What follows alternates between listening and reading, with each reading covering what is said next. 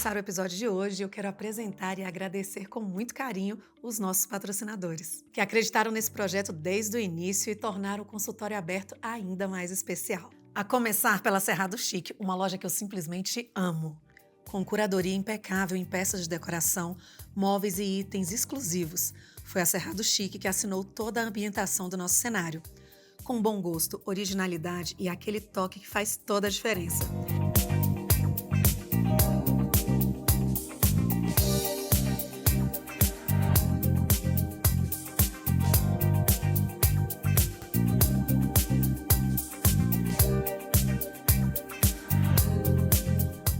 E para você que está nos acompanhando, tem 10% de desconto exclusivo na Cerrado Chic, para que você possa transformar os seus ambientes com elegância. O QR Code já está aqui e o link já está aqui na descrição. E agora vamos para o episódio de hoje do Consultório Aberto. E quem abre o consultório de hoje é uma mulher admirável. Eu já a conhecia antes de tê-la encontrado pessoalmente, pois tive a oportunidade de comprar o livro Emoções a Serviço da Vida. E depois tive a oportunidade de conhecê-la pessoalmente como minha professora na Academia das Nações. E desse encontro surgiu a vontade de conhecê-la melhor e Deus oportunizou que isso realmente acontecesse. E eu tive a honra também de poder prestar um serviço, que eu digo que é de saúde pública, dentro de uma das empresas que eu presido, que foi dar voz ao podcast Emoções a Serviço da Vida, mas quem vai contar sobre isso é a Andréa Chaves, psicóloga, que hoje está aqui nessa cadeira para ser ouvida e para que você tenha a oportunidade de conhecer essa profissional que tem uma história linda e eu quero que você conheça, ouça e tenha a mesma oportunidade que eu e tantos outros alunos, pacientes tiveram ao longo dessa trajetória. Admiro você. Bem-vinda e minha amiga, apresente-se. Obrigada, Carol. O prazer é meu de estar aqui com você. A Casa das Pontes tem literalmente uma ponte bem significativa na minha vida, né? Ela consolidou um projeto que ficou no papel durante muito tempo, que foi o podcast Emoções a Serviço da Vida, que é o podcast que leva o nome do meu livro, e foi incrível esse tempo aqui com vocês, né? Com a diligência que vocês fazem tudo, o como que de fato foi muito mais que uma gravação, né? Vocês me dirigiam literalmente, foi muito, muito bom mesmo dar esse pontapé no podcast. É um prazer estar aqui nesse projeto seu, nesse projeto novo. Você é uma mulher fecunda e tudo que você põe a mão, o negócio alarga. Então vamos aí para esse momento tão específico e importante que é um local onde o profissional de saúde, de fato, pode falar o porquê, né, que a saúde é uma área tão específica, né, e tão delicada, inclusive, e por que ela não é senso comum, em especial a psicologia, que hoje todo mundo é meio psicólogo, todo mundo quer falar de saúde mental, todo mundo quer falar de psicologia, então um espaço onde você pode qualificar esses profissionais é incrível. Exatamente. E que você possa ter esse direito de conhecer antes de escolher, de estar dentro, né, mais próximo, saber um pouco mais desse profissional. E é isso que eu quero que você conte um pouquinho. A escolha da psicologia, o que que você estudou, né? Você hoje eu conheço um pouco mais, mas quero que você fale sobre todas as suas. Você gosta do conhecimento, você continua aí estudando e é responsável por inúmeros projetos, inclusive pelo SAMU hoje de Brasília, e ele está em todo o Brasil, é palestrante, e eu acho isso tão importante para que a audiência conheça e saiba, porque muitas vezes o profissional ele não vai chegar na frente das câmeras e ficar declamando todo o currículo, mas é importante que esse profissional, para quem essa qualificação seja importante, ele saiba o que você estudou. Então, eu gostaria que você começasse com essa parte longa do seu currículo. Meu currículo tem mais de 50 páginas, né, o meu currículo Lattes é bem extenso. Eu decidi ser psicóloga, Carol, eu tinha 12 anos. Eu brinco hoje que eu fui garota COMP, né, o COMP é o Centro de Orientação Médico Psicopedagógica aqui em Brasília, é um local de atendimento psicológico, neurológico, e mesmo há muitos anos atrás, não tão muitos, né, vocês sofrem, mas há muitos anos atrás, há 30 anos atrás, um pai e uma mãe levar um filho com serviço de psicologia não era uma coisa fácil de acesso na saúde pública e não era também tão comum. Mas eu tive o privilégio de ser filha de uma mãe muito cuidadosa. Minha mãe sempre foi muito cuidadosa com os filhos. Então, com 12 anos, eu comecei a fazer terapia com o doutor Antônio Ximenes. E quando eu comecei a fazer terapia, eu decidi que eu queria ser psicóloga, ali com 12 anos, assim. Eu brinco que eu achava incrível o jeito que ele mandava nas pessoas, assim, eu falava, cara, ele entra na cabeça das pessoas, eu quero ser psicóloga, eu quero mandar também. Colérica de natureza, né? Então eu falei, eu quero mandar também. E foi por isso que eu decidi fazer psicologia, porque eu achava muito incrível como ele conduzia as coisas, né? Eu fiz terapia individual, terapia em grupo, fiz N processos terapêuticos ao longo da minha vida e eu decidi ser psicóloga aos 12 anos. Só que eu tenho uma ligação com a educação diferente, assim. Eu demorei para ser alfabetizada, eu nasci com uma deficiência congênita, eu só enxergo de um olho, não sei por que eu estou emocionada, mas eu só enxergo de um olho e eu demorei muito para aprender a ler, porque não existia escola adaptada. E a minha mãe me incentivava muito, mas ela lia para eu decorar as palavras, para não passar vergonha na escola, quando tinha aqueles jograis, sabe, que cada um tinha que falar Sim, um falar as pedaço. palavras. E eu demorei 3 anos para aprender a ler. E minha mãe falava assim que eu não precisava ler porque eu decorava, porque eu tinha boa memória. Minha mãe me incentivava muito. Mas eu lembro que a aula de geometria, sabe, que tinha um compasso, Sim, eu passei sem fazer nada, porque a professora não tinha paciência e eu não dava conta, assim. Até hoje eu não sei usar compasso. Então a minha vida acadêmica lá na primeira infância não foi uma vida fácil, assim. Mas eu era uma criança, a palavra não é difícil, mas eu era uma criança extremamente forte, mesmo com tudo isso. Então, assim, eu batia, eu não apanhava, né. Eu usava óculos, e aí os meninos tinham história do 4 olho, era óculos, a lente mais grossa, né, do que eu uso hoje, enfim. Eu passei por N coisas ali na primeira infância, assim. Só que a forma de eu reagir era agressão, assim, sim, eu batia nas crianças, eu era uma criança que revidava. Então, eu sempre tive muita autoestima mesmo. Os meus pais me venderam muito isso, então eu não aceitava, mas não foi fácil. claro. E aí, nessa mesma fase ali, com 10, 11 anos, na época vendiam dicionários. Dicionário era uma coisa muito cara. E aí, meu pai comprou um dicionário da capa preta, e daqueles homens que vendiam assim na rua, parcelava, e eu anotava as palavras daquele dicionário num caderninho para eu aprender a falar aquelas palavras para falar e ninguém entender.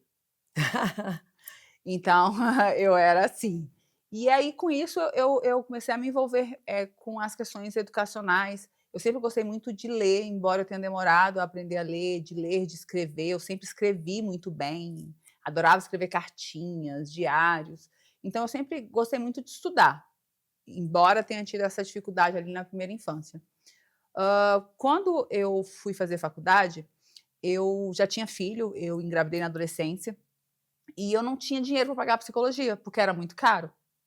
Não tinha passado na UNB, mas precisava estudar. E aí eu lembro que eu fiz vestibular de letras, porque eu sempre gostei de ler e escrever. Só que eu não passei. E aí fiquei super decepcionada e tal. E aí, quando a faculdade libera uma lista de vagas remanescentes, a minha nota dava para eu concorrer a vagas remanescentes e tinha vaga de quê? Psicologia. De psicologia. E aí foi assim que eu entrei na faculdade. Então, nem no vestibular direito eu passei, né? E aí entrei para fazer psicologia vespertino. Uau! Nessa época eu trabalhava num call center, eu já tinha sido promovida, eu entrei como operadora de telemarketing, virei monitora de qualidade e nessa época eu já era supervisora. E tinha uma psicóloga lá na área de treinamento e ela tinha um perfil emocional mais pacato, assim, então ela me dava muita moral. E aí eu organizava tudo quanto era coisa dos treinamentos, dava treinamento, e com isso eu comecei a gostar muito de psicologia organizacional. Quando eu entrei na faculdade, eu já entrei com a cabeça de fazer psicologia organizacional. Então, eu pegava as matérias optativas em psicologia organizacional. Eu fundei a empresa Júnior de Psicologia na faculdade. E aí começou a loucura de estudar. Eu pagava um semestre, devia o outro, e era uma loucura, assim. No meio do meu curso, eu consegui uma bolsa na faculdade. E essa bolsa me permitiu ter um pouco mais de tranquilidade, porque até então era assim, eu pagava um semestre, devia o outro. Eu estudava em tudo quanto era horário, porque eu trabalhava e estudava. Eu fiquei 3 anos depois que eu me formei, indo para todos os bailes de formatura da faculdade, porque eu conhecia todo mundo. Eu estudava em todos os horários, assim.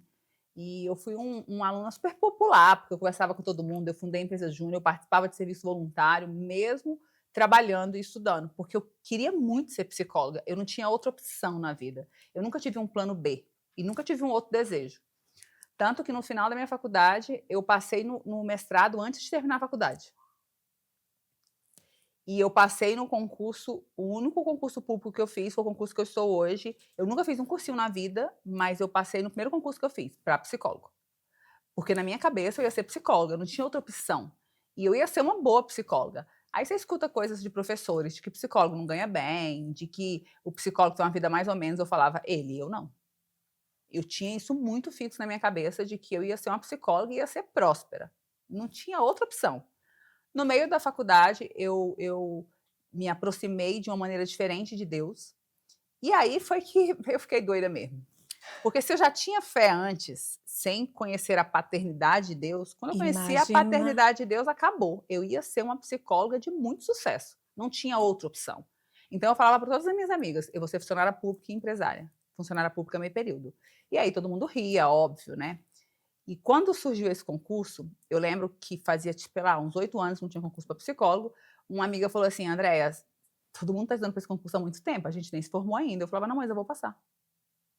Aí ela falava, é impossível, Andréia, você nem estuda, tem gente estudando para esse concurso há um tempão. Eu falei, não, mas eu vou passar.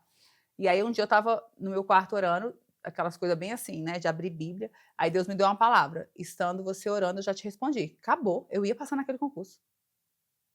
Estava lá em Marcos, estando você ainda orando, eu já te respondi. Então eu tinha convicção de que eu ia passar nesse concurso. E aí lá vou eu de novo para as minhas guerras educacionais, né? Eu não fui bem alfabetizada, então até hoje ainda tenho algumas demandas, né, que você paga alguém para resolver. Eu não tenho a ideia de saber de tudo, mas eu tenho algumas dificuldades até hoje, principalmente com regras de português, raciocínio, matemática, nunca foi meu forte. Quando eu fiz o concurso, eu era uma boa psicóloga, aluna de psicologia, mas a parte básica, eu nunca tinha feito concurso, nunca fiz um cursinho na vida e não fui bem alfabetizada e nem sabia de raciocínio lógico. Eu lembro claramente que você tinha que tirar 13 pontos para você não ser eliminado e corrigirem a prova de psicologia. Eu tirei 12. Só que alguém entrou com recurso, que não fui eu, em alguma questão lá, subiu um ponto para mim. 13. 13. Aí minha prova de psicologia foi para ser Avaliada. avaliada. Eram 25 perguntas, eu acertei 22, 21 ou 22. Então eu passei em 17º nesse concurso. Que massa. E aí, estava no meio do meu mestrado. Terminando ali o mestrado, eu tinha que voltar a trabalhar, eu fiquei uns 6 meses sem trabalhar para terminar o mestrado, e estava esperando esse concurso, mas era uma época que aqui em Brasília teve 5 governadores, uma época super tumultuada em Brasília, e em outubro eles já tinham chamado até o 14º psicólogo. Então eu descansei do concurso, defendi meu mestrado dia 10 de outubro. Não, dia 1º de outubro eu defendi meu mestrado. Quando foi no dia 10 de novembro, eu estava numa reunião de trabalho. Eu fazia consultoria para projetos nessa época, para vários deputados aqui em Brasília. Eu já tinha uma carreira sólida. Meu telefone toca, minha amiga falou assim, você leu o Diário Oficial? Eu falei, eu não. Ela falou, você devia ter lido. Aí eu falei, fala sério, amiga, eu tô super ocupada, você me liga para perguntar se eu li Diário Oficial? Aí ela falou, seu nome tá lá, você foi nomeado. Eu, hã?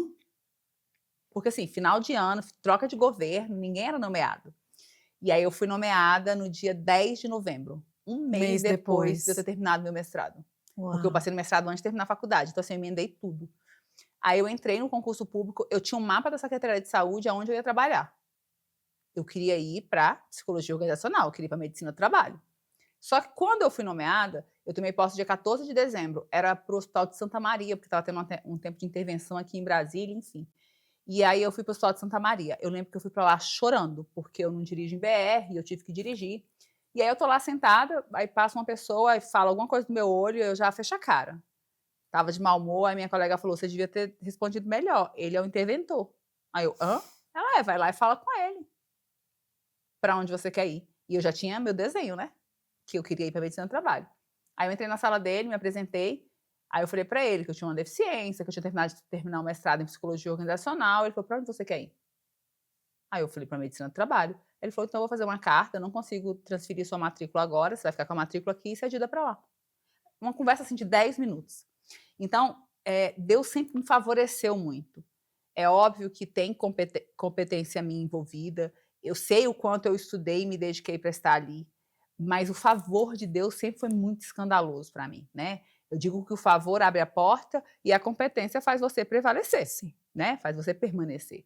Então, Deus sempre me favoreceu muito, mas muito mesmo. Assim, meu primeiro emprego eu fui operadora de telemarketing, com 3 meses eu já era monitora. E num processo seletivo interno, que tinha gente que já trabalhava com telemarketing há 5, 4 anos, e eu lá, de paisagem, passei no processo seletivo. Com 9 meses, eu passei num outro processo seletivo para ser supervisora.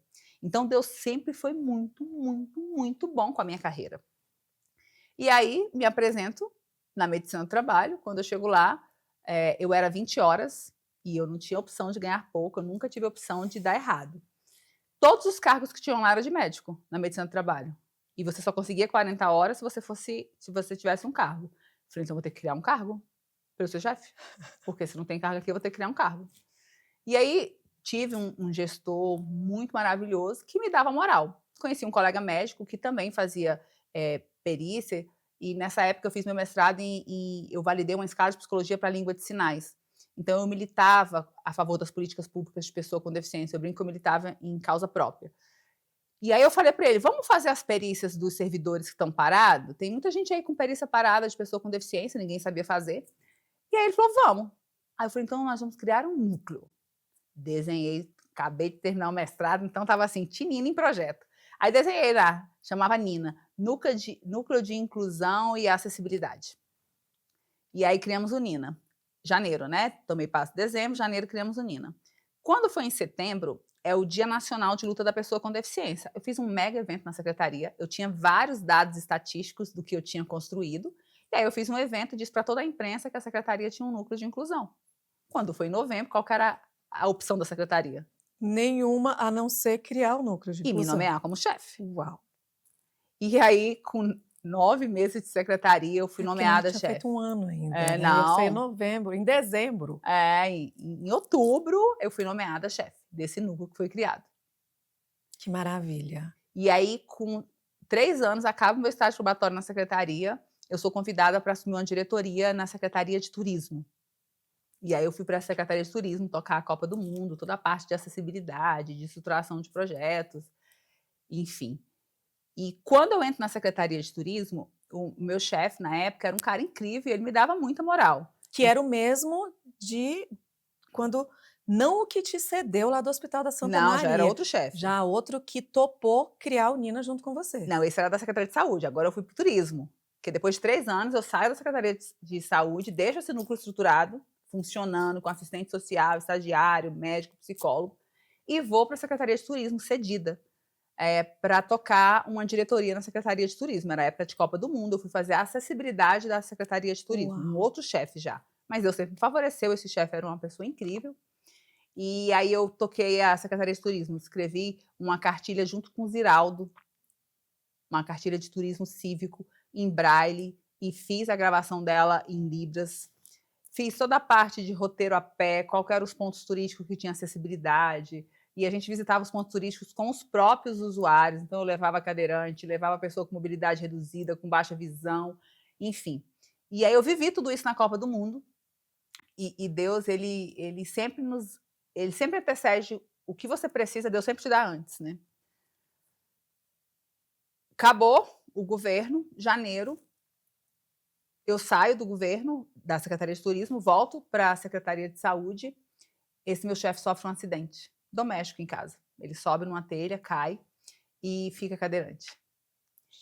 E aí ele falava assim que o que fez ele se mobilizar para querer tirar a carteira de habilitação e não desejar morrer foi ter convivido com deficientes no tempo que eu era da Secretaria de Turismo. E aí, da Secretaria de Turismo, eu fui para a Terra Cap, fui para o Confeia, então tinha cargos muito altos no governo, né? Cargos de gestão. Eu era psicóloga organizacional, sempre gostei da área de desenvolvimento de equipe, treinamento, projetos. Só que teve um tempo que eu estava bem cansada, eu perdi uma pessoa muito especial na minha vida, minha madrinha, exatamente nessa época, agora em maio. E eu não queria mais nada, assim, sabe? Não queria mais cargo, sabe quando você está assim, esgotada mesmo? Deprimida, talvez? Eu não estava com depressão, mas eu estava em luto. Eu estava deprimida pelo luto, né? Sim. Não foi um episódio depressivo longo, mas eu estava Em luto. em luto mesmo, assim, né? E cansada também. Exausta de uma trajetória tão rápido, né? E eu nunca tinha tirado férias de 30 dias na minha vida, assim. A minha vida sempre foi muito intensa em relação a trabalho, estudo. Porque isso tudo que eu tô te falando, estudando e filho trabalhando. ainda. Filho, casa. E aí, nessa época, eu tava bem de saco cheio mesmo, assim. Eu não queria mais nada com nada. Só que eu não tinha opção de não querer nada com nada, né? E aí eu fui dar uma palestra na missa de 7º dia da minha madrinha, na Câmara Legislativa. Era a Semana da Enfermagem.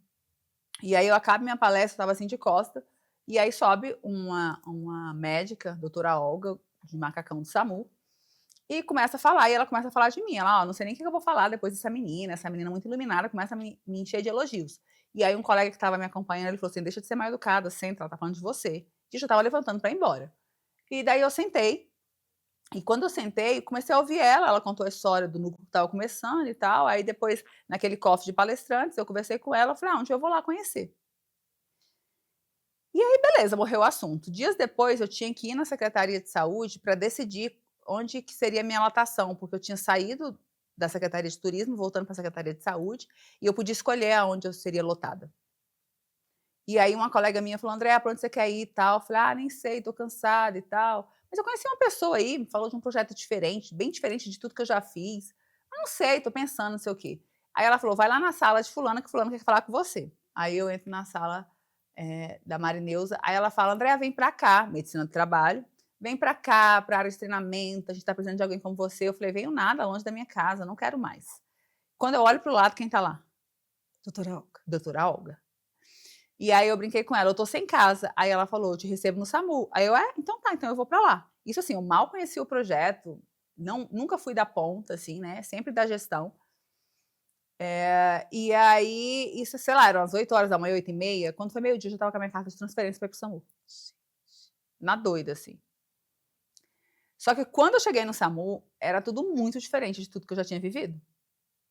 A roupa era diferente das roupas que eu usava, né? Os problemas, a equipe, era tudo muito diferente, né? Totalmente diferente. A sala, tipo, eu era acostumada a ter sala, secretário, estagiário, eu olhava aquilo dali, e meus amigos falavam, André, você não vai aguentar de brincar de andar de ambulância. Fala sério, pra onde você quer vir? Porque, graças a Deus, eu sempre tive muito favor mesmo, assim, muitos convites, né? Sim. Muitos convites para assumir gestão. E aí eu falei, não quero, eu vou ficar aqui. E aí fui pro SAMU. E aí eu fui recebida por uma pessoa incrível, que infelizmente ela já partiu, a Cibele, uma psicóloga maravilhosa, assim, que mega me acolheu, me explicava, assim, porque eu fazia perguntas bem toscas, assim, aquilo ali não era a minha vida, não era o meu mundo. E aí Cibele me explicava, me acolheu, a Cibele foi fundamental para minha permanência no SAMU. Minha primeira ocorrência no SAMU foi de um bebê que morreu com 3 meses, no colo da mãe. Só que há 1 mês atrás, uma amiga tinha perdido um bebê que caiu do colo do marido dela. E quem cuidou dessa amiga na época fui eu. Então eu já sabia o que fazer. E eu sempre tive muita habilidade com equipe. Quando eu cheguei nessa ocorrência, a equipe do SAMU estava mal, porque se fica mal quando perde um bebê, a família, enfim. Eu tive que ficar 4 horas com esse bebê, convencendo essa mãe para me entregar esse bebê, dando banho nesse bebê já morto, né? E eu me dei muito bem naquela ocorrência. Eu falei, isso aqui é para mim, então eu dou conta. E aquilo dali começou a me encher de fato, né? E o serviço estava começando a se estruturar. E eu comecei a ficar muito feliz de estar ali, de conseguir fazer intervenções, né, na emergência, intervenções pontuais. Só que eu tinha visto pouquíssimas emergências na faculdade. Tem uma matéria lá de intervenção em crise, nem era intervenção em crise na época, era de emergência. E aí eu comecei a entender o serviço. Com 6 meses que eu estava no SAMU, a colega que dava treinamento, que era do núcleo de educação do SAMU, ela engravida e não pode mais ir. E aí eles me convidam para assumir o curso. E aí eu falei, eu não venho para dar aula em cima da aula de ninguém. Se vocês deixarem eu montar a minha aula, aí eu venho. Aí eles me deram moral. O núcleo de educação na época. A Lucia e o Tiago foram pessoas importantíssimas para mim nessa época. E aí eles deixaram eu criar um treinamento. E aí foi a primeira vez que a gente começou a treinar os servidores para eles. Porque os treinamentos sempre eram voltados para melhorar o atendimento do servidor para a população. E aí eu criei um projeto chamado Cuidando de Quem Cuida, a saúde mental do servidor de urgência e emergência. Eu sei que com 6 meses eu já conheci o SAMU inteiro, porque eu dava aula para todos os núcleos, né? O SAMU ele tem base descentralizada em Brasília, então eu já conhecia o SAMU inteiro, em 6 meses. Aí, com 1 ano, pronto, eu já dominava ali no núcleo de educação, eu vivia o núcleo de educação de maneira muito intensa e a ambulância também. E aí, nisso, a Secretaria de Saúde faz outro concurso para psicólogo. Aí eu falei, vou fazer. Óbvio, eu não estudei, mas eu sempre fui uma boa psicóloga. Aí eu fiz o concurso, o que acontece? Passou. Eu passei. E aí, sei lá, 1 ano depois eu fui nomeada. Você ficou com 2 matrículas. Com 2 Ou matrículas. você tem até hoje 2 Não, eu matrículas? exonerei, não dei conta. E aí, 1 ano depois eu fui nomeada e me colocaram num posto de saúde. A chefe foi bem implicante comigo na época, eu falei para ela, você vai perder seu tempo, eu vou pro SAMU, eu vou ficar com as minhas 2 matrículas lá. Essa é a minha parte bem colérica, né? Eu falei, eu vou voltar. Me colocaram num posto de saúde. Só que em alguns lugares, para mim, é difícil de dirigir em virtude do meu olho, da minha deficiência. E esse posto era um lugar difícil de dirigir, então eu ia muito de Uber, enfim, foi difícil a logística lá. Eu fui nomeada novamente em meados de setembro para outubro. Foi dia 26 de setembro eu fui nomeada, em outubro eu tomei posse. Eu fiquei no posto outubro, novembro, dezembro. Cheguei lá, implementei questões de saúde do trabalhador, que é o que eu gosto, a gerente de lá topou, e eu já entrei falando, não vou ficar aqui. Eu já cheguei avisando para ela que eu não ia ficar aqui.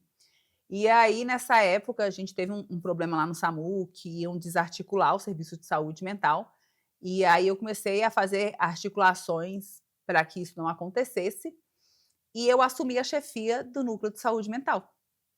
Então, eu tive que vir com a minha outra matrícula para o SAMU. E aí eu fiquei com as minhas 2 matrículas no SAMU. 60 horas. Uma das coisas que eu tenho percebido te ouvindo, né, sua mãe acertou com relação à memória, né? Ela implementou uma crença mais do que nuclear aí. Incrível a precisão com as datas. Por mais que pareçam, eu não acho que é coincidência diante de tudo que você está falando, é providência divina mesmo, até os tempos, né? Essa velocidade que eu acho que, além do favor, né, Deus ele realmente acelera o tempo de quem tem muito a fazer, muitas vidas a tocar, né? E participar de algo com cuidar de quem cuida, que são pessoas que às vezes ali elas não estão sendo vistas, né? E passam por impactos emocionais tão significativos. Sim. A gente já perdeu muitos servidores no SAMU para o suicídio. Fora os servidores que ficam afastados para adoecimento psíquico mesmo, mas a gente já teve servidores, muitos servidores que morreram mesmo, né? E você, lá atrás, falou que você é uma excelente psicóloga e empresária. E hoje? Continua essa psicóloga que a gente já, né, você não está nem na metade da conversa, de tantos projetos e de tantas palestras, de tantos lugares que você deu, né, que Deus permitiu que você levasse práticas de saúde, e hoje também, daqui a pouco você vai contar um pouquinho sobre isso, né, de ter tido coragem, que foi algo que você fugiu bastante, que foi o digital, mas entendeu esse chamado, respondeu ao chamado de Deus e está podendo também ir além da fronteira, né, de Brasília. Do Brasil você já atende outras pessoas, então eu queria que você me contasse um pouco dessa parte hoje da profissional Andréia, que atende além do SAMU. Como é que está a tua vida profissional em todos esses âmbitos aí? Mas vai ter que contar depois do burnout também, de todo esse trabalho que é importante, que vocês ouçam que, independente do profissional, do quanto ele se cuidou, pode sim ser acometido por uma patologia, né, Nádia? Sim. Eu digo que a saúde mental, ela não tem preconceito. Ela não escolhe gênero, não escolhe profissão. Condição financeira. Não escolhe. Esse mês a gente teve o suicídio consumado de 2 grandes psicólogos, um Sim. inclusive muito público. Enfim, são situações muito complicadas e eu, na minha humanidade, tive aí um burnout pesado, enfim. Mas nisso, quando eu fui para essa gerência do SAMU, eu já tinha uma empresa, porque em 2010, quando eu terminei minha faculdade, eu abri uma empresa de treinamento. Então, eu licitava com o governo, dava palestras, treinamentos. Eu já viajei o Brasil inteiro, só falta 3 estados no Brasil para eu dar palestra. Eu Uau. já dei palestra no Brasil inteiro, assim. Deus sempre me favoreceu muito. E aí eu tinha minha empresa de consultoria, eu fazia consultoria em psicologia organizacional, essa parte de palestra, treinamento, desenvolvimento de equipe. E quando eu fui para o SAMU, eu estava numa época que essa parte de treinamento, de palestras, era muito intenso também. Então a minha vida era muito agitada, assim, de plantão, de viagem, eu fazia muita coisa. E no SAMU, e aí eu tinha um voto com Deus, é muito assunto, né? Pode vir. São 50 páginas, gente, de currículo. Eu tinha um voto com Deus, nessa época, de não clinicar cobrando. Era uma forma de eu agradecer a Deus por tudo que ele tinha me feito. Sim. Então, eu sublocava um consultório e eu atendia pessoas. Eu tinha um projeto de atender mulheres novas cadeirantes, que tinham ficado cadeirante depois de velhas, né? Assim, depois de um acidente, enfim. Que não Que não haviam nascido. nascido. Que não haviam nascido cadeirantes. Eu atendia pessoas com ideação suicida ou tentativas, enfim. E aí, só que eu atendia de maneira voluntária, eu tinha agenda, tudo certinho. Tinha agenda, tinha estagiária que cuidava da minha agenda, mas eu não cobrava. Quando eu fui para o SAMU, eu estava bem cansada dessas viagens. E aí uma colega me desafiou a abrir consultório junto com ela. Uma colega psiquiatra maravilhosa, a Renata Calheiros. E quando a Rê me chamou para abrir consultório, eu falei para ela, não posso, eu fiz um voto. Ela falou, conversa aí então com Deus sobre esse teu voto. E aí eu fui orar e entendi que naquele momento eu poderia me posicionar como psicóloga clínica. Eu já tinha uma bagagem de formação, né? E aí eu me posicionei como psicóloga clínica, mas na minha cabeça é assim, por amor é para Jesus. Eu faço psicologia como uma fonte de renda, como trabalho. Eu amo meu trabalho, mas eu não gosto desse clichê do faça o que você ama e você não terá que trabalhar nenhum dia. Eu acho isso uma mentira e um peso do caramba, porque você trabalha e trabalha muito, não trabalha mais, porque você ama, você quer fazer tudo com diligência, com esmero, com Com atenção. excelência, sim. Então você trabalha e trabalha muito. E aí eu falei, Renata, tá, eu vou tentar, mas minha consulta vai ser X valor. Isso tem 7 anos que eu abri consultório. Se não for assim, eu nem quero, porque eu prefiro fazer para Jesus, né? Eu tinha o meu projeto social, enfim, e continuo ainda, eu tenho vagas específicas que eu oferto. E aí, nisso, a gente abriu o consultório, eu e a Renata. A Renata montou o consultório todo, na verdade, eu só fui. Eu entendi de Deus que eu depois de orar, jejuar, que eu poderia. E aí eu fui. Quando eu fui, em uma semana, minha agenda lotou. Minha agenda lotou. E eu comecei, falando valores, né? Com uma consulta de R$350. Aproveita, já fala para nossa audiência que essa é uma oportunidade que a gente franquia aqui dentro do consultório aberto para que as pessoas possam saber, porque parece que às vezes é uma dificuldade em falar, né, de valores onde as pessoas têm valores diferentes e têm essas dúvidas. Então, conta para a gente onde lá atrás começou com R$300, quanto é que está hoje a consulta com a doutora Andréia. Hoje minha consulta é R$700, mas eu comecei com 350 há 6 anos atrás. E mesmo esse valor de 350 6 anos atrás, já era um valor alto em relação a outros psicólogos. Da época. Só que essa hora do ser alto ou baixo, eu não consigo mensurar isso quando a gente vai falar de atendimento clínico. Primeiro que as pessoas elas me pagam por hora, mas eu trabalho por vida. Segundo que elas pagam 50 minutos daquilo que eu adquiri durante anos.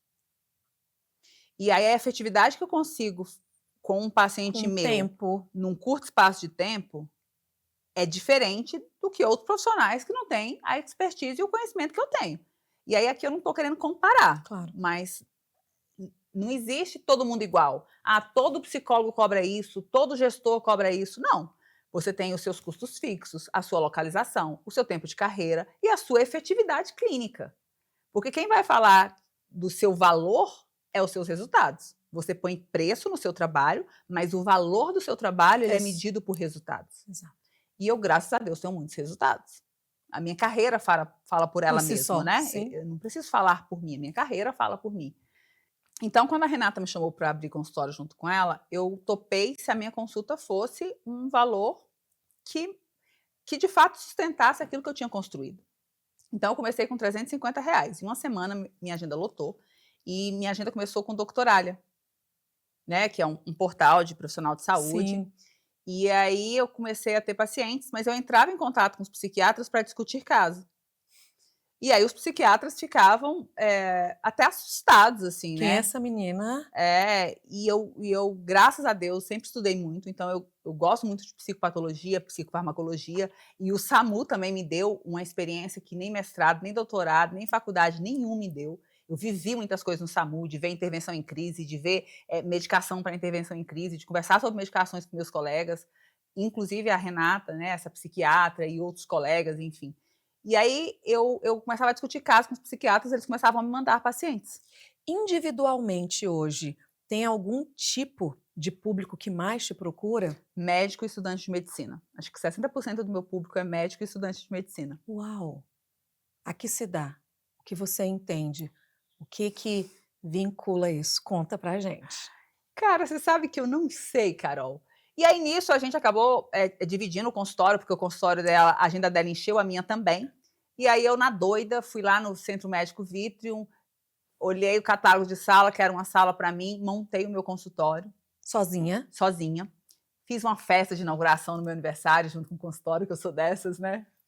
Eu amo festa, gente. Eu amo celebrar a vida. Eu acredito, inclusive, que emocionalmente falando e como psicóloga, as celebrações, elas criam memória de esperança. E a Bíblia diz, traga à memória aquilo que te dá esperança.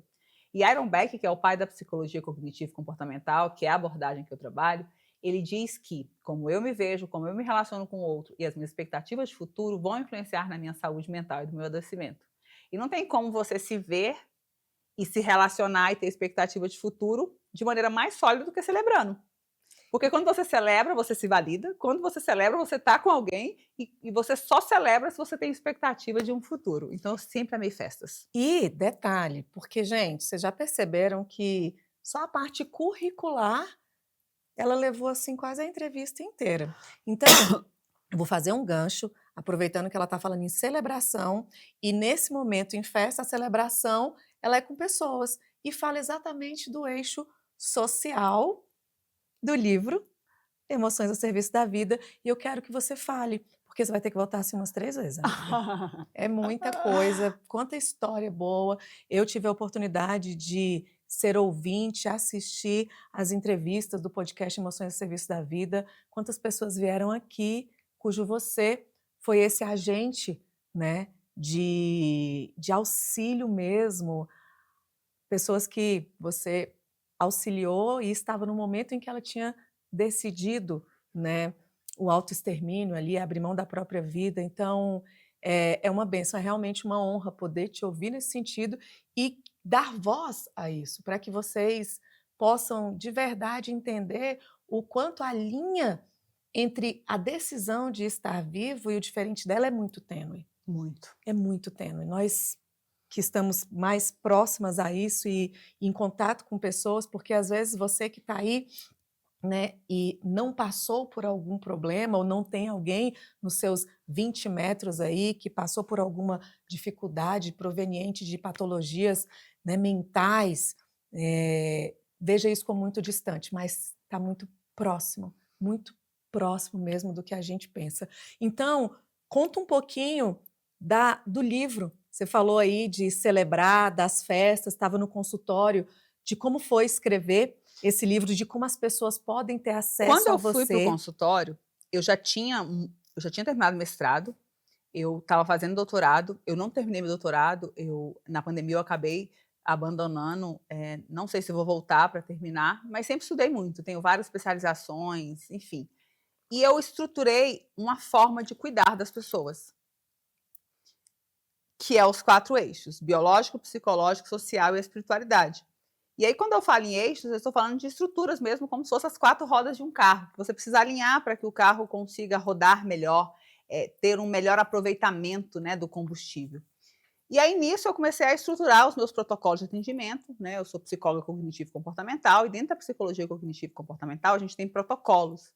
Aaron Beck deixou muitos protocolos, a gente tem validação científica desses protocolos, mas eu comecei a estruturar os meus protocolos, baseado no eixo biológico, psicológico, social e a espiritualidade. Então, eu já atuava nesse modelo. E aí, quando eu abri a minha clínica, isso ficou muito mais sólido, porque aí eu comecei a criar a minha roda de médicos que também tinham essa mesma visão que eu, para atender os meus pacientes, né? E eu atendia os pacientes deles, enfim.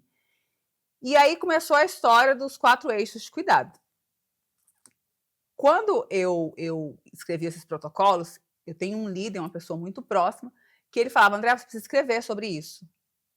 Aí eu falava, não, isso aí já está escrito. Vários autores já escreveram sobre isso. Ele falou, não, mas do jeito que você faz é diferente. Eu falava, não, não tem nada de diferente. É só ler artigo. Tem artigo que fala do corpo, das emoções, da vida social e da espiritualidade. Aí ele falou, não, mas vamos escrever um livro sobre o seu método. Eu falava, eu não sou coach. Eu não vou escrever livro de método. Porque eu nunca tive o sonho de escrever um livro. Né? Tem um versículo da Bíblia que diz assim, que Deus ele tem planos maiores e mais altos que os nossos. Então, nunca foi um desejo do meu coração escrever um livro. Eu tenho vários desejos no meu coração que eu ainda não realizei acerca da minha carreira, embora eu me sinta uma pessoa privilegiada por já ter realizado tantos sonhos na minha carreira e por ter uma carreira tão sólida na área da psicologia. Mas eu não tinha esse sonho do livro. Não era uma coisa que, eu quero escrever um livro, é o sonho da minha vida. E aí esse meu líder, que é o bispo J.B. Carvalho e a bispa Disse, eles começaram a me desafiar. Aí eles faziam reunião comigo, me chamavam para tomar café e falavam, anota aí, o que você vai escrever? Não, isso aí é legal. E aí eu lembro que eu fiz assim, várias reuniões com o diretor da editora, né? Que eu publiquei o meu livro pela editora da Comunidade das Nações, né? Que é a Chilo. Só que assim, foi debaixo de muito debate, porque eu não aceitava. Eu falava, não, mas isso já está escrito. Ele, André, você escreve de forma diferente. Eu falei, então tá bom, se eu for escrever um livro, então vai ser do meu jeito. Porque eu acredito, de fato, que a Bíblia é um manual comportamental, a Bíblia é um manual de uso. Eu consigo ver várias coisas que Aaron Beck fala dentro da psicologia. Por exemplo, Aaron Beck diz que como eu me vejo, como eu me relaciono com outros, e as minhas expectativas de futuro vai falar da minha saúde mental. Só que a Bíblia já diz isso. Provérbios diz que do jeito que o homem se imagina, assim ele é. A Bíblia diz que um amigo afia o outro como um ferro. E a fé nada mais é do que essa convicção desse futuro, essa expectativa desse futuro que você não vê. Né? Aaron Beck diz que há mais na superfície do que o nosso olhar alcança. Provérbios diz que de tudo que você deve guardar, guarde as suas emoções, porque dela procede as fontes da sua vida. Aaron Beck vai dizer que os nossos modelos, os nossos treinos comportamentais vão nos dar repertório para viver melhor. E Jesus diz assim, que você precisa caminhar e permanecer caminhando em conhecer a Cristo para que você viva melhor. Então, a Bíblia, para mim, sempre foi um grande manual de uso. E o meu desafio era trazer, então, para um livro psicologia, porque eu sou psicóloga, eu acredito na psicologia como ciência e profissão. Você me conhece, as pessoas que me seguem, que veem os meus programas aí no podcast, já viram alguma entrevista minha, sabem o quanto eu defendo a psicologia e, às vezes, entro até em atritos em relação a isso. E eu não queria escrever um livro de maneira superficial. Eu falei, ele tem que vir robusto de teoria, mas ele não pode deixar de ter aquilo que de fato norteia a minha vida, que é a palavra de Deus. E assim foi feito. E assim nasceu o Emoções a Serviço da Vida. Práticas de saúde mental que eu li, super indico, gosto demais. E quero aproveitar esse gancho, quando a Andréa fala que ela, inclusive, já entrou em alguns atritos, você acabou de fazer um comentário, quando te sugeriram escrever um método e você respondeu, não sou coach. Sempre há essa conversa ou na rede social, que alguém se sente alfinetado em alguma situação. Eu queria hoje oportunizar que você explicasse isso, porque eu sei o quanto você respeita profissionais, como você já trouxe aqui a Fernanda, que hoje está estudando, decidiu estudar psicologia, mas sempre trabalhou como treinadora comportamental. A Nath, que trabalha também como uma treinadora não psicóloga, mas cuidando das emoções, da espiritualidade das pessoas, dos casais. Uma das pessoas que eu mais admiro, que é a Joyce Meyer, ela não é psicóloga e ela fala de mente. E eu queria mesmo que você validasse, aonde que vem porque o conflito? Temos, né, inclusive, o que é que esse profissional se propõe a fazer que não é da competência dele, né? E nós nos conhecemos, somos amigas, nos admiramos, tivemos contatos profissionais. Uma das minhas formações, além das pós-graduações, foi uma formação, né, em coach, e dou aula para psicólogos de analista de perfil comportamental, mas não atuo atendendo patologias. Então, eu sei o quanto a Andréa respeita, valida, indica trabalho, quantas vezes falou comigo. Então, você que a vê muitas vezes batalhando ou brigando, é quando a pessoa está atuando ou falando no lugar errado. Tanto que você já deu exemplo de Sim. por que alguém quebra o joelho ou o pé e ninguém fala: ah, não, eu vou consertar. Não, vai para um ortopedista. Então, quando ela fala de um sonho, é dessa responsabilidade com a mente. Então, gostaria que você esclarecesse isso, porque eu acho que aí vai parar com essa briga de alguém achar que ela está reduzindo ou diminuindo, porque eu a conheço e, de fato, ela valida, valoriza principalmente Na conhecimento. verdade, Carol, eu acredito que quando a gente vai falar de organizações de trabalho, que é o que eu mais amo, se você perguntar assim, André, o que você mais ama na sua carreira? Eu amo as políticas de trabalho. Atrelado às políticas de saúde mental. Né? É a minha formação de base, eu fundei empresas júnior, vão lá de trás com essa história de psicologia organizacional. Então, dentro de uma organização de trabalho, uma pessoa que cuida da limpeza ela é tão importante quanto um diretor. Se o serviço de limpeza urbana de Brasília para, O saneamento acaba, acaba. ninguém tem. Se os vigilantes entram em greve, não tem bancário que abra agência. Então, todos nós, dentro do circuito da vida, temos papéis diferentes. Inclusive, a Bíblia diz sobre isso. A Bíblia diz que Deus deu uns para, outros para. Uns para mestre, outros para pastores, outros para evangelistas. E a Bíblia fala que o Senhor distribui talentos. Deus deu 2 talentos para um, 5 para outro, 10 para outro, 1 para outro. Então, nós não somos iguais. E nós somos a única espécie da Terra, Carol, que imediatamente, ao nascermos, precisamos de um outro humano. O ser Sim. humano é a única espécie que imediatamente, ao nascer, precisa de um outro humano.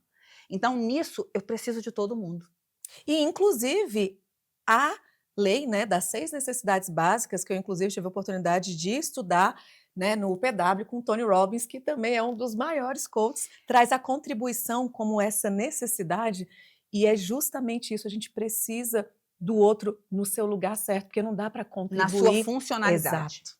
E aí, o que acontece? Eu venho da ciência, mestrado, doutorado, academia.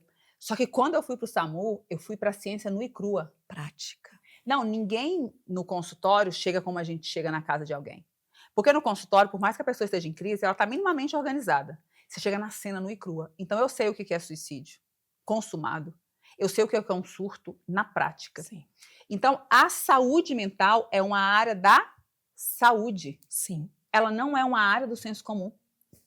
Eu outro dia discuti com uma colega ginecologista, porque ela veio se meter na medicação de uma paciente minha. Eu falei, deixa eu te contar. Essa parte aqui, tu deixa para psiquiatra. Mulher, não mexe nessa daqui, não.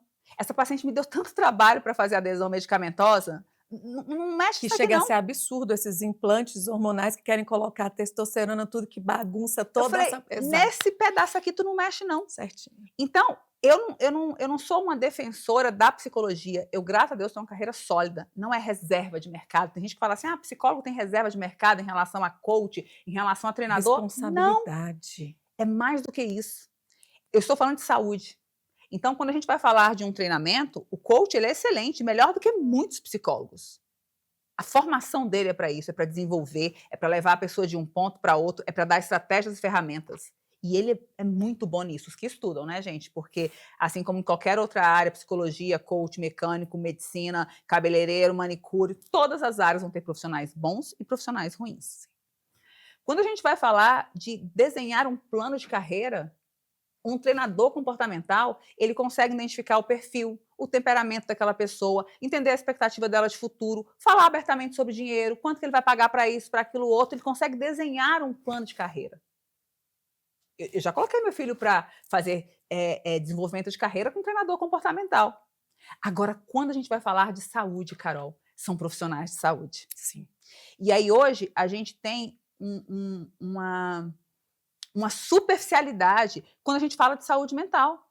Então, a pessoa coloca lá um post e ela tem 200 mil seguidores, que 5 passos você vai romper a sua ansiedade. Não, você não vai. E eu juro que eu queria que fosse assim. Eu tenho o maior prazer em dar alta para meus pacientes. Eu tenho prazer em ver os meus pacientes voando. Agora, 5 passos, você não vence sua ansiedade, sabe por quê? Porque tem questões que são orgânicas, Sim. tem questões que são estruturais, tem questões que são Fisiológicas, sociais, fisiológicas, sim. biológicas. E aí é muita irresponsabilidade, Carol. E a população, ela não é tão orientada. Muitas não são, de Não, forma e eu estou falando de alguma, pessoas com conhecimento técnico, sim. com recursos. Aí todo mundo é terapeuta. Hoje, inclusive, o Senado está com um projeto de lei para tirar esse título de qualquer pessoa e ser exclusivo de psicólogo e psiquiatra. Por quê? Porque quando uma pessoa está sofrendo, ela vê lá no Instagram, que hoje é as páginas amarelas. Fulano é terapeuta, resolve sua vida rápido. Aí ela vê lá um psicólogo. Eu quero resolver minha vida rápido, deixa eu ir nesse terapeuta. Terapeuta. Porque psicóloga é terapeuta, você quer terapeuta. E aí, às vezes, ela vai numa pessoa que é irresponsável, e tem muitas, não são poucas. E essa pessoa vai lá e fala assim, ó, o problema da sua vida é seu marido, larga ele pra ser feliz. Porque você precisa ser feliz. Você tem um relacionamento tóxico. O seu chefe é abusivo. E a sua mãe é narcisista. E aí começa com esse movimento de superficializar Sim, aquilo. que é tão E aí aquela pessoa profundo. que às vezes está ali numa fase de mania ou num episódio depressivo grave, que precisa de medicação, muito Exato. mais, inclusive, do que terapia, Sim. ela não se trata. E ela tá vulnerável. Ela vai Ela é acreditar suscetível. no que E as for pessoas ali. querem magia, Carol. Sim. Se você tem 5 passos para romper minha ansiedade e o psicólogo fala que eu tenho que tomar remédio 3 anos, eu vou por 5 passos. Eu não vou tomar remédio 3 anos. E aí a gente tem aí todos os tabus em cima da medicação psiquiátrica, que é uma outra pauta que me incomoda extremamente. Sabe por quê, Carol? Porque ninguém questiona a maquiagem que você usa no seu olho. Você colocar cílios postiço com cola no seu olho, tá tudo certo. E fica lá 3 semanas. Agora, tomar uma medicação psiquiátrica... Ah, não quero. Não pode. Não, e quando é mais de uma medicação? Se sai do seu cardiologista, ele te passa 5 remédios, tá tudo certo. Sim. Mas se você sair do psiquiatra, ele te passar 2... O nosso cérebro, Carol, é algo tão complexo, né? É muito complexo o cérebro. O cérebro é o órgão do corpo que mais gasta energia. Querido, se você tiver que tomar 10 remédios para o seu cérebro funcionar, tome os 10. Então, para que sofrer? Por que escolher? E é muito caro o preço. E aí, a minha briga, né? Inclusive, no ano passado, eu escrevi isso e eu, de fato, tenho um sonho, assim. E aí foi quando nasceu o podcast. Eu sonho com um dia em que as políticas de saúde mental vão ter educação, prevenção e tratamento. E com isso a gente não tenha vidas ceifadas de maneira prematura por falta de tratamento. Eu estive com você ano passado, quando você saiu de um plantão, acho que nós estávamos juntas no culto, você estava abalada. E nesse dia você mandou mensagem para a Celina, para o bispo, justamente por uma mãe que, por ausência, né, financeira, porque o pai teve que não comprar o remédio dela para comprar para as crianças, né? E o quanto aquilo te deixou realmente devastada, e essa vontade de poder levar esse conhecimento, a despatologização e o preconceito com relação ao medicamento, né? Hoje nós temos aqui uma pessoa que eu quero que você conheça, ele vai estar aqui conosco também no consultório aberto, porque é essa a oportunidade que vocês têm aqui, de ouvir profissionais de verdade, com embasamento, que falam por si, que o currículo e a carreira falam por si. E o Murilo Lobato, ele tem essa busca, né, de, peraí, vamos facilitar, porque... E nem tudo é um diagnóstico. Tem gente que Sim, chega lá no consultório exato. e fala, André, eu sou TDAH. Não, querido, vou te decepcionar, você não tem nenhum diagnóstico. Você precisa de adaptação comportamental, terapia vai ser útil para você, mas você não tem nenhum diagnóstico. Carol, nem todo mundo tem um diagnóstico. Então, hoje a gente está num tempo de superficialização da saúde mental, porque todo mundo quer se meter. Banalização de diagnóstico. Sim. E acabando com a vida, muitas vezes, do seu filho. Quem precisa se tratar. Exato. E que não precisa do remédio, e que Ritalina, Vivance serve para todo mundo. E isso dentro da educação já foi tão questionado. Quem precisa, de fato, acaba não se submetendo ao tratamento. Então, esse de fato é um assunto muito complicado. E aí, quando eu falo da história do eu não sou coach, é porque hoje todo mundo tem um método. Todo mundo tem um método. E é tão dicotômico porque as pessoas, elas falam, você não precisa estudar, você não estuda. Diploma é besteira. Ninguém precisa estudar. Só que você olha assim, né, nessas páginas, aí o fulano tem não sei quantas horas de treinamento e um método, fala, mas não precisa estudar, por que você tem tantas horas de treinamento? É muito dicotômico. Totalmente antagônico, as pessoas acabam sempre, e é isso que o consultório aberto quer fazer, né? Para que você consiga analisar uma conversa, conhecer esse profissional, se identificar, porque nem Jesus agradou todo mundo, vão ter pessoas que vão ouvir a doutora André e falar, gostei, é por aí, é essa linha, é a ela que eu quero confiar a minha saúde mental, ou a do meu filho, ou a um outro profissional, porque aqui teremos outros profissionais da área de saúde, mas sempre com essa franqueza, com essa verdade, porque eu acredito profundamente que a verdade é responsabilidade, ela cabe em qualquer lugar. Minha amiga, de verdade, você tem que voltar, quero que você fale um pouquinho hoje do online, que era uma barreira que você tinha e que quantas pessoas, além de você aqui de Brasília, vai poder ter acesso E a aí, você. nesse movimento dessa superficialidade da saúde mental, eu sempre me vi muito como responsável, porque tem uma passagem na Bíblia que fala que ai daqueles que são mestres, porque desses lhes serão cobrados um pouco mais. Sim. Então, eu sempre gostei muito de educação, de treinamento. Eu já dei palestras em multinacionais, em muitas empresas, órgãos públicos, já viajei muito, já tive cargos altos no governo. Então, eu sempre me senti muito responsável por psicoeducar as pessoas. Dou aula até hoje, já dei aula em faculdade. Hoje eu dou aula como professora convidada de cursos, porque eu não tenho mais tempo para faculdade, mas eu sempre gostei da educação. E aí, nisso, quando surgiu a história do meu livro, eu de fato queria escrever um livro onde eu não omitisse a minha fé, que é uma outra confusão que as pessoas fazem, que acham que o psicólogo não tem que ter fé, quando, na verdade, a ciência não quer provar a fé e nem a fé quer provar a ciência, são coisas separadas. Mas eu, Andréia, pessoa física, tenho muita fé. E eu, de fato, sou extremamente favorecida e eu tenho um patrocinador. E quando a gente tem um patrocinador, a gente precisa falar dele, senão ele corta o patrocínio, né?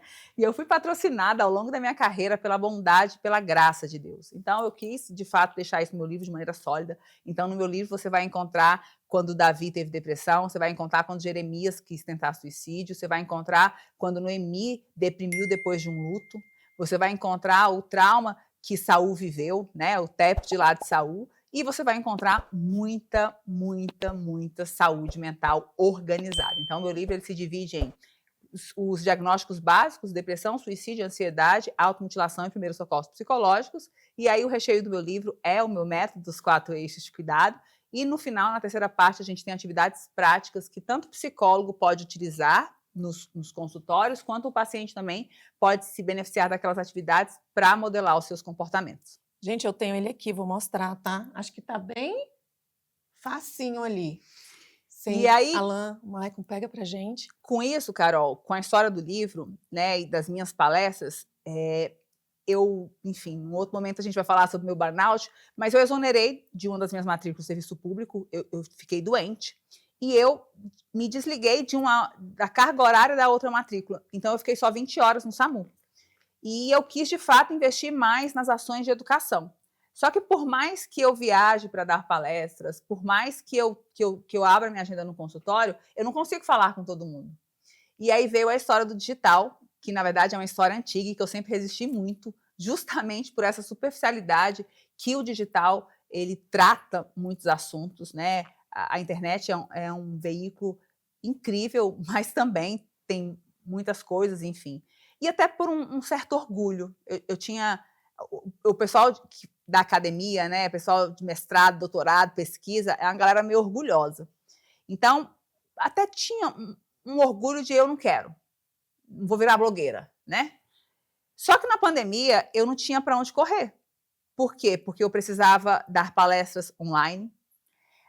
As pessoas começaram eu tinha uma história que eu falava assim que meu site estava em manutenção. Quando eu dava uma palestra, alguém me perguntava, seu site, seu Instagram? Eu falava, está em manutenção, porque eu nem Instagram mexia. E eu falava que meu site estava em manutenção. E aí eu precisei ir para o digital e fui de uma maneira bem devagar mesmo. Nisso, eu tive um sonho. E eu sonhei que as políticas de saúde mental precisavam ser ampliadas e que eu tinha responsabilidade sobre isso diante de tudo que Deus me deu. No ano passado, a gente viveu coisas muito pesadas dentro da saúde mental, com colegas muito próximos, com os pacientes, enfim. E aí, numa audiência pública, eu entendi que eu precisava romper isso, que eu precisava sair do off e ir para o online para que esse sonho conseguisse alcançar a largueza dele, né?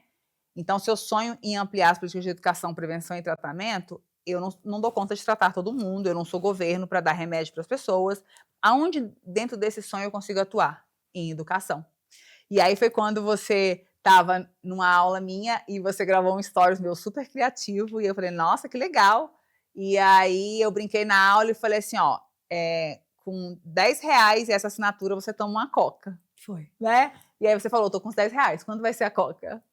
E aí nisso a gente conversou, você me falou da sua empresa e o projeto do podcast era um projeto que estava engavetado há muito tempo, já tinha ensaiado, feito inclusive a gravação de um piloto e não gostei. Eu fiz uma reforma no meu consultório para gravar podcast lá, não gravei, nessa procrastinação, nessa enrola. E aí o podcast, a gente conversou no domingo, na terça a gente gravou, mas foi 3 dias depois, foi muito rápido, que foi novamente no setembro. E hoje eu entendo efetivamente o porquê do setembro, né? A gente tem aí o Setembro Amarelo, o setembro é o mês da primavera, que é a estação preferida que eu tenho na vida. E sempre em setembro coisas muito importantes acontecem na minha vida. E aí foi quando nasceu o podcast Emoções no Serviço da Vida, que foi de fato a minha entrada de maneira mais sólida para o digital, para produzir conhecimento numa escala maior, numa intensidade maior em relação a aparecer nos stories, a fazer posts. E em janeiro eu lancei o curso Emoções a Serviço da Vida, né?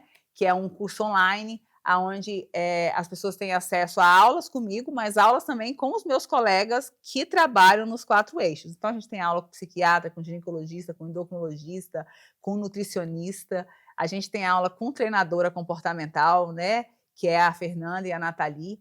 E aí, nessa estrutura do curso, eu entendi que eu conseguia alargar mais a fronteira e, de fato, me fazer acessível para que outras pessoas consigam se educar em saúde mental. E aí, hoje, meu grande desafio é permanecer, né? O digital é um desafio para mim, por inúmeros motivos. Agora, em maio, a gente vai ter a segunda turma do curso. Eu já quis desistir 500 vezes só nesse ano, mas continua aí. Então, tá pertinho. Tá. No dia Ainda esse 30 e mês. 31 de maio, Fiquem aí gente... atentos. Espero que a gente vai lançar, tá? Faço questão, porque eu sou uma defensora do quanto o autoconhecimento, a terapia, a psicologia, a psicanálise, sabe? De onde vier, dependendo de como foi, que Deus esteja à frente desses profissionais, podem realmente fazer a diferença na vida de cada um de nós. E eu fiquei muito feliz quando você tomou essa decisão, foi uma das nossas conversas, e é possível sim, através do digital. Você teve a primeira turma, o feedback das pessoas formadas, e que Deus ele possa promover e alargar cada vez mais essas fronteiras, na verdade, quebrar essas fronteiras para que o seu conhecimento, o seu amor, essa força, essa responsabilidade para que a vida das pessoas, eu sei porque eu te ouvi, eu vejo, já estive em palestras suas, o quanto você lidou, né, com cada um aqui, tive a oportunidade de conhecer sua mãe, o seu filho, e de perceber o quanto de verdade você se importa com as pessoas e o quanto elas são importantes para você. Eu vou retomar o dia que eu tive devastada, porque eu sei que cada morte dessa, que nós sabemos que poderia ser evitada, e eu já te falei um dia, eu acredito que o governo ainda vai ter aí a Andréa Chaves movimentando essas coisas, e eu desejo de coração.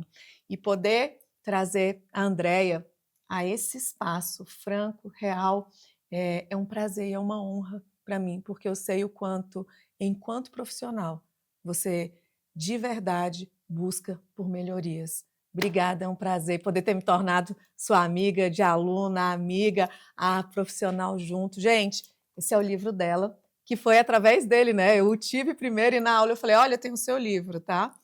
E que vocês possam ter acesso. Eu vou deixar aqui na descrição, tanto no YouTube quanto no Instagram do Consultório Aberto. Vai estar muito fácil aí achar a Andréa, e que vocês, nesse mês de maio, entrem, se oportunizem, porque vale a pena, né? Obrigada, minha amiga. Eu quero que você deixe uma mensagem final, o que você quiser, o que você desejar para os nossos telespectadores, nossos ouvintes, nossos alunos, a quem quer. É um prazer estar aqui no Consultório Aberto.